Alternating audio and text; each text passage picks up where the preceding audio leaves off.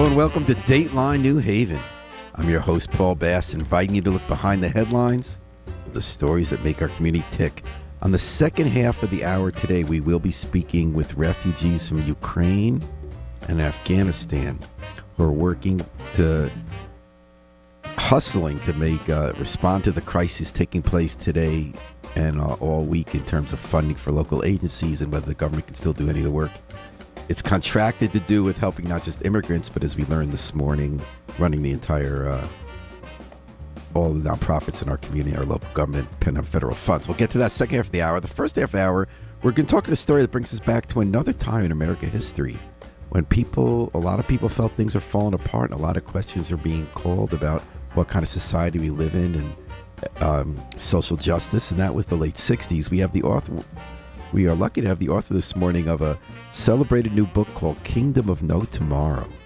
It's by Fabienne Josaphat, and I hope I said that right. Did I say your name right? Is a novel about the Black Panther period in the late 60s. And it's about a woman named Nettie Beaulieu. Did I say her name right? Beaulieu. Mm-hmm. Who grew up in Haiti, like the author, I think, and came to Oakland, and at 20 years old had to make some big decisions in her life about whether to pursue her studies to become a doctor, whether to sign up with the revolution with the Black Panther Party. And it's also a love triangle or quadrangle story, depending how you see it, about the combustion of political idealism and romantic love.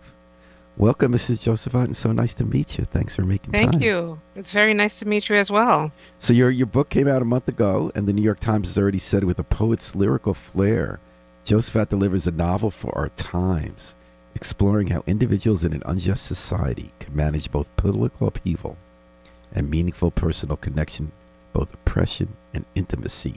So how did you come to write a book about a Haitian immigrant woman making decisions about whether to sign up with the revolution and follow her father's footsteps as a revolutionary or her father's footsteps as a doctor in late 1960s Oakland and Chicago?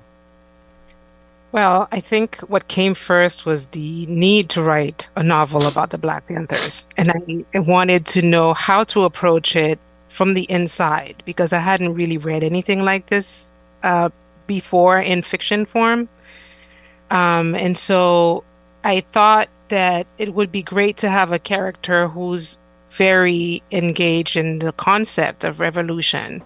And because I'm Haitian and because I'm Haitian American and I'm, part of this country and in learning about the history of it, I just really wanted to explore that through the eyes of someone who is joining the party, a student, and if she's Haitian, then great, because I think that when we speak of revolution, Haiti should be involved in the conversation. And I guess I wanted to know what that would be like if I created a situation where a Haitian student was involved in the movement. And it was hard work, but it was fun. And there's a lot of passion and control in this novel. Like, it's a very well-written novel. It's a story that keeps you along through a lot of, you're seeing yourself in the character, making decisions. Interesting you brought up Haiti because, the character in the book, the father was killed by Tata Marcus. I don't know if I said that right. The kind of death squads with Papa Doc and Baby Doc and in Haiti. And a big part of the Black Panther period was drawing international parallels. Black Panthers rose at a time when there were dozens of liberation movements in Africa that overthrew colonial leadership, and it was seen the same way in this country. I was so interested when you just said that you felt there needed to be a novel about the Black Panther period, because when I wrote a book about a Black Panther murder in New Haven, I got familiar with the literature, and you're right. The novels I read were not about the Black Panthers. It was James Baldwin. It was about other periods, or even if there were novels, it was about the Weathermen. Why did you feel there needed to be a fiction version of what happened? When I started researching the subject itself, it felt like there's a lot out there written about the Panthers, but always in nonfiction, and the fiction was sparse. I'm primarily a fiction writer, and what I love about fiction is even though we classify it as fiction, it can teach us a lot. because it draws us in and connects us to characters. We relate, people we relate to, and they have a story. So we are engaged in the story, and you put yourself in the shoes of the characters. Now you are really in the history and you're living it and what it's like every day, what it feels like, what it feels like, which is Hmm. hard to achieve in nonfiction. Nonfiction will tell you what happened, but And it doesn't memoirs are really. tricky. Like one of the memoirs I read, I remember the guy kept saying, I can't tell you everything because the statute of limitations. David Dilliard's memoir, I felt, was very honest and raw. But I see your point. So in this book, when I'm reading this book, what felt different from reading other books about the Panthers, to your Yeah, point, is that I felt that I was in Nettie's position. I felt as Nettie struggled, between two lovers. She falls in love with one male right. leader, Melvin, but she also gets brought in by a woman who she also has an affair with, decides who she loves. And then her aunt, who came from Haiti and kind of took care of her after their father died, she very much wants her to stay away from revolutionary politics. And that obviously there was a lot of black middle class and striving class people at the time in New Haven, in America, who did not approve of the Panthers, said you're going to get yourself in trouble. The aunt Hmm. wants her to stay straight with her studies and be a doctor, whereas her heart is going revolution.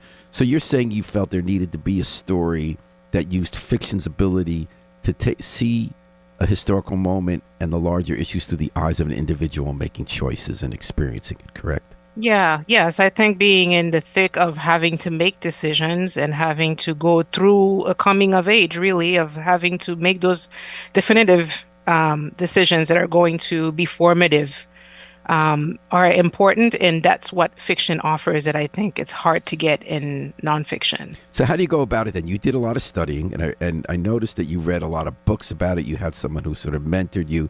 Did you decide I'm going to do an academic study where I get sort of a dispassionate as well as a first person body of work that helps me understand it? Did you feel like you were going to, well, how did you decide to go about learning about a period you didn't live through? Well, once I knew I was going to write this, it was always fiction in my mind, but I realized that in order for me to write it correctly, I had to learn about it. And so a lot of those books, like you mentioned, that I did read ended up being just me looking around to find what's out there written about the Panthers and talking to people as well. And I think talking to people was even more instrumental because then they were able to point me to the right books. Otherwise, I would be I would be out there for years reading because there's so much out there. But they were able to tell me the right starting points. And from there, I read a couple more books and I meet people. The conversations became interesting in themselves because everyone has a story. And then one thing that I find fascinating is that the Panthers were so spread out throughout the country once this movement caught on that each chapter has its own experience, and each person in the Panther Party has their own experience within that. So there's like a story inside a story inside a story. And you could write about this for days, but once I had the storyline in my mind of I knew what I wanted to create in a character who was going to go through the history and come out of that, I sort of pieced together what I learned, and that was able to help guide me in writing the We're narrative. talking to Fabienne Josaphat. Make sure I'm saying it right. Josaphat, yep, you're right. Who has the new book Kingdom of No Tomorrow, the first entry into a broad literature of the Black Panthers in America through a novel, a really compelling story about a 20-year-old girl, Nettie Billy, who come from Haiti and had to make decisions about her life and the movement. You made two big decisions here. You began the story in Oakland, where the Panthers began in 1966. You moved it to Chicago, which is probably not, I would argue, it's the most compelling moment in Panther history and also the clearest cut because so much is complicated in Panther history. But the murder of Fred Hampton, who really was seen as most promising new leader and very dynamic, making alliances with Puerto Rican and white working class groups that J. Edgar Hoover clearly wanted him eliminated. And this was a clear cut case, unlike some others, of just the police, Red Squad, and the FBI murdering him in cold blood in his sleep and other people and covering it up. Right. So you made a decision to go with clearer cut, but then you also, and one of this came from your conversations, dealt with the interesting feminist and LGBT sub-stories of the Panthers. The Panthers had very dynamic women who took positions of leadership, but they also kind of ran up very openly with macho culture, not just in America, but Hmm. in all left-wing groups, right? And they really called the Right. question. And also in the story, there's also this she's drawn the main character to both a very masculine, powerful figure as well as Clea, who's sort of a gets pushed out of the party, who's Right. lesbian. Why did you decide to mine those stories in this novel? Why did that need to be told? Well, I felt like that needed to be talked about because we have this image of the Panthers in our mind of toughness. And yes, it was tough. It was very macho, but the women were at the heart of this organization and they did a lot of running the organization. A lot of the programs were operated by women. And I just I find them compelling, but when you read from their perspective what it was like to be in the Panthers, they were passionately talking about it, but there were definitely some of them who felt they had to deal with a lot of sexism and that old mentality of you're a woman, you can't come and give me orders type of thing. And I thought that was interesting. I also thought I wanted to explore that because I remember that when Huey P. Newton was released out of prison, one of his statements was that he saw a common fight among the women liberation, the gay liberation, the Black liberation movements. Like he saw that unity, and I thought to myself, well, this is great because I think Nettie offers all of that. She's at all of these intersections and having to navigate that, macho attitude in the group, but also having to assert herself and figure herself out at the same time. It's complicated, but those complications were what I thought, oh, I would love to explore That's what that. makes the So I went story with it. so interesting to me. In the end, you don't give it a neat bow. I'm not going to give away an ending, but you didn't. I'm not really. I mean, I think. Okay, I don't want to give it away. I think she made one decision about where she wants to be eventually. Correct. And who Yes. she wanted to be with, but it wasn't clear she was going to be with who she wants to be with. Correct. Right. It's kind of hard to talk about it without giving it Right. away. But how do we feel? I don't think this gives away a big part. How do we feel about Clea being banished from the party? So for Clea, it's interesting because she's also making the decision to leave because she's uncomfortable. And but she's also dealing with past demons of addiction. And I think that I feel empowered by Clea in the sense that she makes a decision to protect herself and save herself, which is in contrast with everything else that people are doing involved in the movement. They're thinking about others and not about themselves.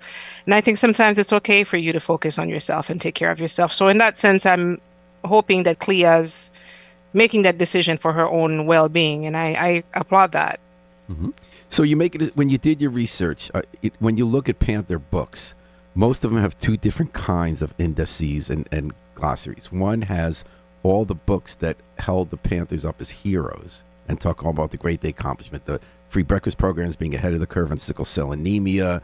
Really, I would say that one of their biggest contribution was in checking this idea of black pride, that they're not to be that you need to be black led multiracial coalitions for justice, right? So you did all that positive. Then you have some that are complete attacks, like the David Horowitz books, right, about the things they did wrong. And then you had Right. people who were sort of sympathetic to Panthers, but journalists in the middle, like Hugh Pearson, right, who write about the fact that Huey Newton did shoot to death a teenage prostitute because she said baby out him on a street corner in New Haven. The Panthers tortured and murdered. That's the book I co-wrote about it. A member who was falsely accused of being a spy while there was a lot of surveillance going on. How did you decide? Because when I looked at your glossary, you really looked only at the stuff that kind of valorized the Panthers, even though your book goes into the tough questions about, how individuals make decisions with self-care or dealing with sexism. That really was not unique in any way to the Panthers, but to Mhm. society. How did you make a decision in doing research for a novel to draw from one side rather than, let's say, the Hugh Pearson, you know, dispassionate sort of both sides of how it went? Yeah, I love that question because I also did read some of David Horowitz's work. I'm of the opinion that what fascinates me about revolutionaries is that, after all, they are human beings and that they come with flaws, no matter which way you cut it. They are not perfect people. And so there is so much that happened in the history of the Panthers that involves acts of violence and moments where you really, if I imagine myself, if I were in that moment, I would probably question whether I want to be part of that. And I think a lot of them did Nettie question does. Nettie is not exactly. comfortable when they team up with Weatherman and want to blow Right, up stuff. right. So I think that fiction and writing this novel, I wanted to write something that really painting the Panthers the way that I think we should think of them because they've been vilified so long in mainstream media. It's hard for people to see them as the heroes that they are. But we can't turn away from also the negative moments that come with that. I think it's fine to navigate both because I think that's what our journey is on this planet as human beings. So you kind of answered my question, what you hope people take from this. Like, Yeah. because I have a different take on what the positive contribution of the Panthers was. I think their big contribution was ideas. I Mm. think ideas are powerful. So when I look at New Haven now, the way they're valorized, like in the mainstream review of the Panthers in New Haven is not negative. It's very positive, even Hmm. though no one mentions the murder. No one mentioned that Interesting. they tortured and really brutally tortured and shot. I'm friendly with the person who killed him, who pulled the trigger. He went to prison and became a reentry leader. But the way your book does capture the way you get caught in revolution, but it's interesting to me that when I study and look at why people in New Haven, because the Panthers were never big here. They were only here for 6 months. They were really here because of someone who came here, Erica Huggins, who was a dynamic leader who was dealing Right. with a case involving her husband who was from New Haven and happened in L.A. But what I find is powerful for people when I talk to them about why they see the Panthers as hero, it's the ideas. The biggest one is black empowerment. Black is Hmm. beautiful, and it's a multiracial idea. But just that before that, the civil rights movement was always white leg organizations for black people, as well as Right. sickle cell anemia, breakfast programs that became mainstream. Like they were sort of, I think they're intellectuals, whereas heroes are human. You call them heroes, Mm. and people don't like to talk about. There's a whole bookstore with all these books that only draw from what heroes the Panthers were. Never mention the murder. It's 3 blocks from where the Panther was held, tied to a chair, pots of boiling water poured on him, tied in a bed for 4 days in his feces, then drove into a swamp and shot in the head. So I wonder whether this book just brought back to me about in what ways are they heroes and not, in what ways are heroes human, and how is the story told? And I wonder, I think your novel really has an important role in popular culture because it's fiction and it's so compelling about the story of Nettie to shape how people see the Panthers. Yeah. Well, I think that telling an individual story is really all we can do, because everyone had, like I said earlier, has their own experience. Yeah, it's interesting because I did not realize, having not been in New Haven, that was the way that they saw the Panthers, which is interesting. I think the ideas, but like you said, them being people of ideas and that being their legacy is amazing. And hopefully, a book like this can help rekindle that flame for people to remember or at least take pride in themselves. Do you have, is this book going to be made into a miniseries or a film or anything? Oh, that would be lovely. That would be great. I have Because not. Nettie's a great Uh, character. Nettie is in my opinion, as a reader, what really, my favorite part of the book was Nettie and what she navigated. yeah, thank you. I hope I hope someone out there is listening to this Now and I will got take no your. money or two. Sorry, I can't help you with that one. So what are you up to next, Fabienne?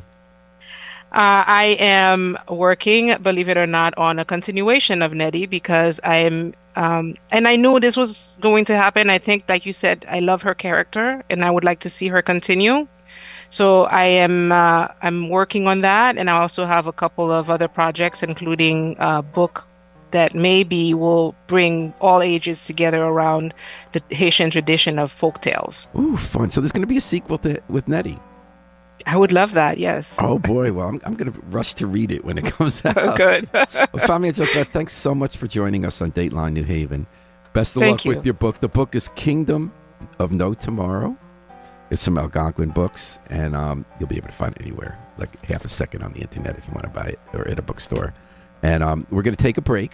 We come back. We're going to be with Tatiana Pavelko and Mohammed Dadsuri of Iris, talking about how their fellow people they know, including family in Afghanistan and Ukraine, where they are right now, that the Trump administration has pulled the plug on all refugee resettlement efforts. So hang tight. We're going to listen to the Afro-Semitic Experience performing I Wish I Knew How It Feel to Be Free from the group CD A Plea for Peace. Hang with us for 5 minutes and we'll catch you on the rebound.